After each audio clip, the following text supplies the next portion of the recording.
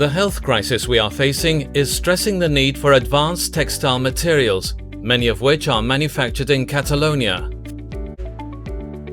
Mitsa és una empresa dedicada a la fabricació de teixits laminats per a diverses aplicacions. Dins el grup Mitsa, Bedding Industrial Begudà S.L. és una empresa especialitzada en la fabricació de teixits a mida per a roba de llit. Actualment, com a conseqüència de l'actual crisi provocada per la Covid-19, ambdues empreses es centren en la fabricació de mascaretes higièniques i bates per a ús general, valorant la possibilitat d'homologació dels teixits laminats per a ús sanitari.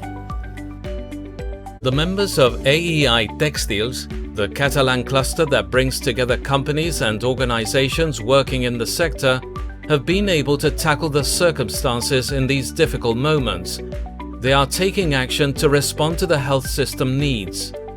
The cluster is a tool that helps strengthening the competitiveness of the companies that are part of it.